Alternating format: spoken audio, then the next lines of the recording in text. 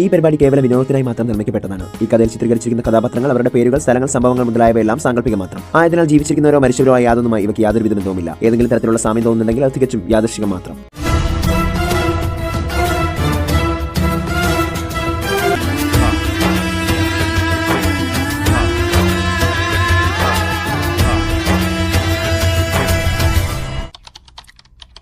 എനിക്ക് ആ ചോദ്യത്തിൻ്റെ ഉത്തരം കിട്ടിയത്, പ്രീതി, നീ ശരിക്കും എൻ്റെ ഇരട്ട സഹോദരി അല്ല. അത് കേട്ട പ്രീതി ഞെട്ടിപ്പോയി. പിന്നെ ഞാൻ ആരാ? നീ എൻ്റെ ഇരട്ട സഹോദരി അല്ല. നീ എൻ്റെ അമ്മ പ്രസവിച്ച രണ്ടാമത്തെ മകളാണ്. എൻ്റെ അനിയത്തിയാണ്. അവളുടെ അനുമോളുടെ പിറന്നാൾ ദിവസമാണ് ഇന്ന്. അവളുടെ പിറന്നാൾ ദിവസത്തിൽ നീ മത്സ്യകന്യകയാകണമെങ്കിൽ അതിൻ്റെ ഉത്തരം മറ്റൊന്നുമല്ല, അനുമോളല്ല, നീയാണ് എൻ്റെ അമ്മയുടെ യഥാർത്ഥ മകൾ. അതേ പ്രീതി, നീ എൻ്റെ അനിയത്തിയാണ്. ഇത്രയും പറഞ്ഞ് ഞാൻ പ്രീതിയെ കെട്ടിപ്പിടിച്ചു.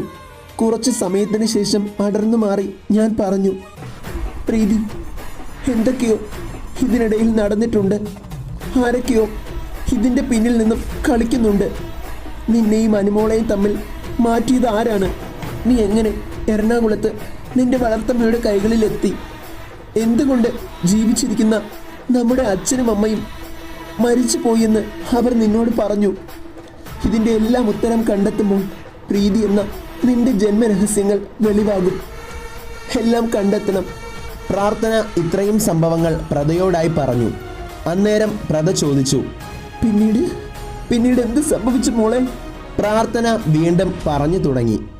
അതിനുശേഷം പ്രീതിയുടെ അമ്മയുടെ മുന്നിലായിരുന്നു നമ്മൾ ഇരുവരും ഒന്നിച്ച് പ്രത്യക്ഷപ്പെട്ടത്. അവളുടെ അമ്മയുടെ പക്കൽ നിന്നും സത്യങ്ങൾ മനസ്സിലാക്കിയ ഞാൻ പിന്നീട് അവളുടെ അച്ഛനെ തേടി മാനസികാരോഗ്യ കേന്ദ്രത്തിലെത്തി. പ്രീതിയുടെ വളർത്തച്ഛനിൽ നിന്നാണ് ഞാൻ ഈ സത്യങ്ങളെല്ലാം മനസ്സിലാക്കിയത്. എന്നിരുന്നാലും ആരാണ് പ്രീതിയെ അമ്മയിൽ നിന്നും അകറ്റിയെന്നത് ഒരു വലിയ ചോദ്യചിഹ്നമായി അങ്ങനെ തന്നെ നിലനിൽക്കുന്നുണ്ടായിരുന്നു. അതിൻ്റെ ഉത്തരം തേടിയുള്ള എൻ്റെ യാത്രയിലാണ് അവസാനം പാഞ്ചാലിയും ഉർവശിയുമായുള്ള പ്ലാനിങ്ങുകളാണ് ഇതെല്ലാമെന്ന് ഞാൻ അറിയുന്നത്. അങ്ങനെയാണ് അമ്മേ സത്യങ്ങളെല്ലാം ഞാൻ തിരിച്ചറിയുന്നത്. ഇതാണ് പ്രീതി, നിന്റെ ജന്മരഹസ്യം. കഥ മുഴുവൻ പറഞ്ഞു തീർന്നതും പ്രത ഞെട്ടലോടെ വായിൽ വിരൽ വെച്ച് നിന്നു. കുറച്ചു കഴിഞ്ഞ് രണ്ട് മക്കളെയും നെഞ്ചോട് ചേർത്ത് വെച്ച് പ്രത പറഞ്ഞു, ഇല്ല മക്കളെ, ഒന്നിനെയും ഇനി നമ്മൾ വെറുതെ വിടില്ല. മഹാദേവ, കാലം ഇത്രയും ഞാൻ എൻ്റെ മക്കൾക്ക് മുന്നിൽ ഒരു നിരീശ്വരവാദിയെ പോലെ അഭിനയിച്ചു. പക്ഷേ എൻ്റെ തെറ്റ് എനിക്ക് മനസ്സിലായി. ഒരു മത്സ്യകന്യകയായി ഞാൻ ഇങ്ങനെയൊന്നും ചെയ്യാൻ പാടില്ലായിരുന്നു. പക്ഷേ എൻ്റെ മക്കളോടുള്ള അമിത സ്നേഹം കാരണം ഒരമ്മയെന്ന് എനിക്ക് ഇങ്ങനെയെല്ലാം ചെയ്യേണ്ടതായി വന്നു. എന്നാൽ ഇന്ന് ഞാൻ എൻ്റെ തെറ്റ് തിരിച്ചറിഞ്ഞ് അത് തിരുത്താൻ തീരുമാനിച്ചു. ഇനി നമ്മൾ 3 മത്സ്യകന്യകമാരും ചേർന്ന് നമ്മുടെ ശത്രുക്കളെ നിഗ്രഹിക്കും.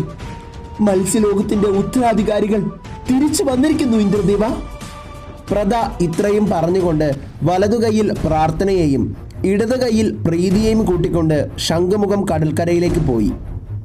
അവിടെ എത്തിയ പ്രത ഉറക്കെ വിളിച്ചു പറഞ്ഞു, ശംഖുമുഖത്തിന്റെ അവകാശികൾ അതാ തിരിച്ചു വന്നിരിക്കുന്നു. കടൽ തിരമാലകൾ ആഞ്ഞടിച്ചു. കടൽ മീനുകൾ ഉയർന്നു. ഇത്രയും പറഞ്ഞ് മൂവരും മത്സ്യകന്യകമാരായി മാറി വെള്ളത്തിലേക്ക് എടുത്തു ചാടി. മൂവരും നീന്തി മത്സ്യകന്യകമാരുടെ കൊട്ടാരത്തിലെത്തി. മത്സ്യലോകത്തിലെ ഉത്തരാധികാരികൾ തിരിച്ചു വന്നിരിക്കുന്നു.